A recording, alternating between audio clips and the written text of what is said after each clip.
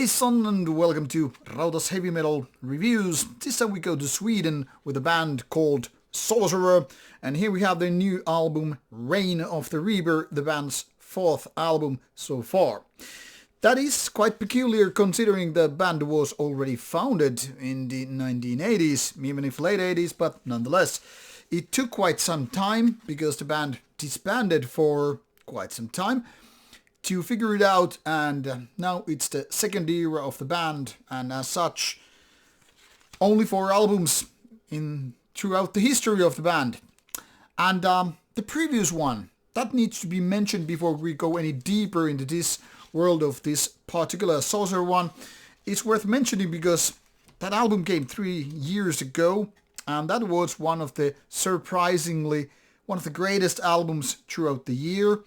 And of course that made me look forward to this album very, very much because, you know, when you do such great things as like album of the year or very close to it, of course whatever you do after that is something that you want to keep your eyes and ears peeled for. Now this 2 CD version, what I have here, includes a cover album as bonus disc, that is disc number 2. And the first album, of course, is full of the band's own material. Very wise decision if you ask me, but then again, it's just my opinion. Now, whereas the previous album featured something like 70 minutes of epic heavy metal, some would call it epic doom, but I wouldn't. It's not that doomy, slow tempo and all, and everything from vocal performance and all that stuff, in my opinion, indicates more like traditional heavy metal. But this time it's less than 50 minutes, which I think is a very, very optimum for this kind of music. That is, you're not going to get overwhelmed when you go for something like 47 minutes and all that stuff, but something like more in the middle road. And then there are these bonus tracks which last for more than 20 minutes in total. So almost like a MCD and full album in one single package. In my opinion, if this isn't a bargain, I don't know what is. So let's tune in for the Metal Archive site for Sorcerer while I guide you through this album and explain my thoughts about it. But before that, quick look once again to the band's past. So as you can see, late 80s was the founding point of the band, but soon to be disbanded, and then it took more than 20 years to come back, which sometimes means like you're basically restarting from a point 0. Then the band has been active with albums and singles and even some EP here and there, so very much on the map. And what can I say? This is of beautiful quality when it comes to the music. Lineup is worth mentioning because if you take a look at this, there are actually quite a couple of older members already since the late 80s. This is fantastic news for those who feel like the band cannot really go with the original name and all that stuff without having some of the old members. So bassist and vocalist are among the original ones, or at least as close as to original members you can have with this kind of a band and of this age and all that stuff.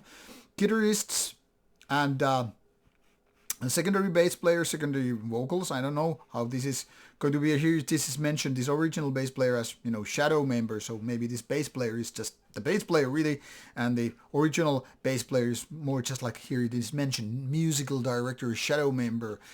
Nonetheless, point here is a lot of new members, but some really old school stuff going on in the band, and that's what matters.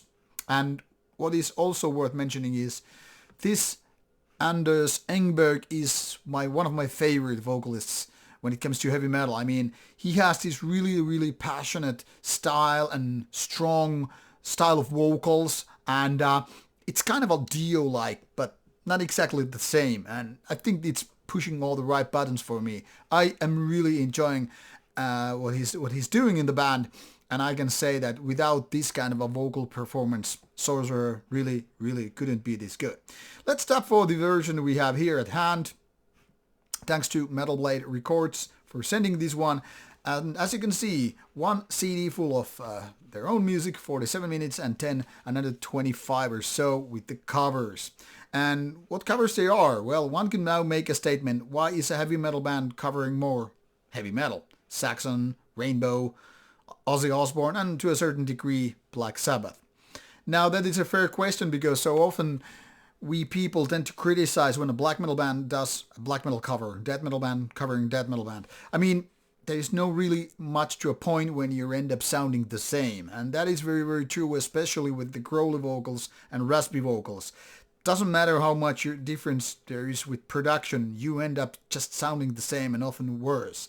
Now with heavy metal, I have to say I think a little bit otherwise, because the vocalist style is so much more dominating, labeling if you will. And as such, I would say, yeah, I'll give you a pass. But in general, I would say, if a band wants to do a meaningful cover, a good cover is a little bit different thing, but a meaningful cover is something that kind of justifies it even more sense that, just doing a cover for the sake of it, I would say go for a different style, because then you can have your own style combined with something ageless. Think of Rammstein doing Depeche Mode cover. Not the best out there, but, at least it's two different styles combined into one and the same, and then it kind of makes more sense. Or Carpathian Forest, doing the Cure cover. But that about covers. This is just bonus material, and we're not focusing on that, obviously, but the album with 8 tracks in total, 47 minutes. Now, as with the previous album, of course, the production is right there, like beautiful, gorgeous, not going overly broad. It's not like the plastic overproduced albums these days, but something that is very much supporting the music while making all the instruments, very, very loud and clear, but without going like, okay, this is too machine made. And this is very, very essential if you ask me, because heavy metal has always been about, having powerful production as opposed to lo-fi production with something more like punk or crust or, I don't know, black metal, obviously. This kind of music really, really depends that you have the powerful guitars, drums, bass, whatever, and of course the vocalist. I mean, even though if you could have a heavy metal band that is kind of good in songwriting and all that stuff, but crap in terms of a vocalist, it wouldn't sound good. And even with the good vocalist, if the songs are not good, I mean, you can have good vocalists like, yeah, this is good for karaoke, but the songs are not exactly that. Now with Sorcerer, everything seems to fall in its place, and everything seems to click really, really nicely. I need to emphasize that I really mean this is a great album, not just like quite okay. Coming from a background which is often more extreme metal, but I mean in my childhood and teenager years, I was listening to obviously heavy metal and hard rock, and there comes from my love, for bands like Mötley Crüe, Skid Row, Wasp, even Manowar, and of course Iron Maiden, things like that. But for me, it was mostly about the vocalist. I mean, whether we're talking about Vince Neil kind of performance, or Sebastian Bach or Skid Row, or Black Lawless or Wasp, it came with personality. And this personality doesn't necessarily mean only what you have on stage, but of course how you, put out those vocals, what kind of a tone you have, what kind of passion, what kind of feeling, whatever. And this is very, very much a key essence in Sorcerer's music, obviously.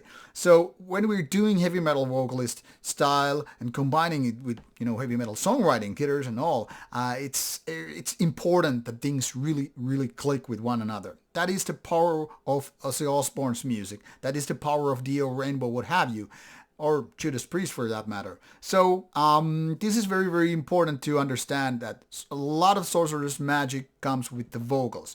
But like I said, if you only have good vocals and the rest is crap, it's all meaningless. And the only thing that I would say that sucks in Sorcerer's songwriting, and sucks here is with quotation marks, because it really doesn't suck at any of the areas, any of the parts, but it's saying like could have been more hit songs. And when you're thinking about heavy metal hit songs, everybody has their own list of heavy metal anthems or what have you. It could go in the form of Iron Maiden's Troopers or AZ's High or certain songs by Judas Priest. I mean, everybody knows Painkiller and everybody knows Breaking the Law and stuff like that. Or I Want to Be Somebody by Wasp. And then there are a bunch of Manowar songs or Saxon songs or whoever.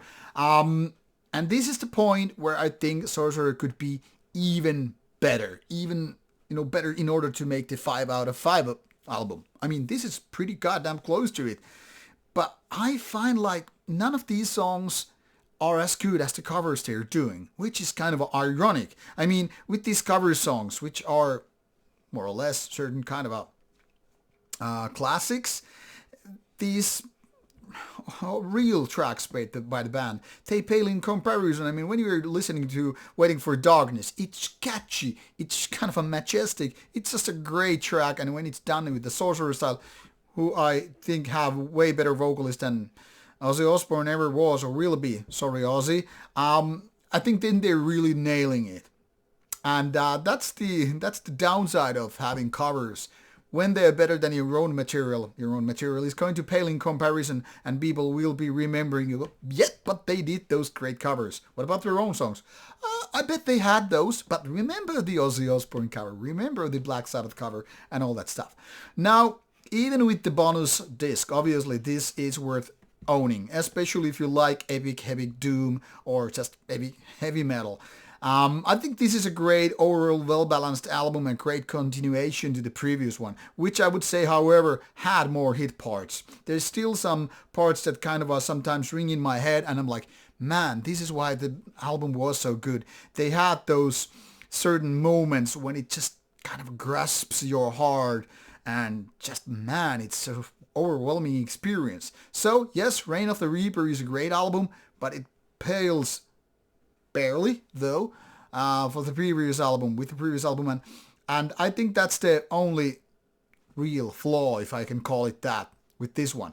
However, I'm still saying this is one of the best albums of the year, and definitely the album of the year contender with heavy metal for me. Mind you, I still listen mostly for death and black metal albums, but that is what I get from the bands and labels, so maybe I'm a little bit biased in that sense. However, I think you should be checking this one out. It's a great album with no real flaws, and that should tell you a lot, in my opinion. So, check out the links provided in the description box, and I urge you to give this one a go. If you don't love the vocals, maybe you're not loving heavy metal enough anyway. Thanks for your time, and hope you have a good time with Sorcerer. Off you go. Bye-bye.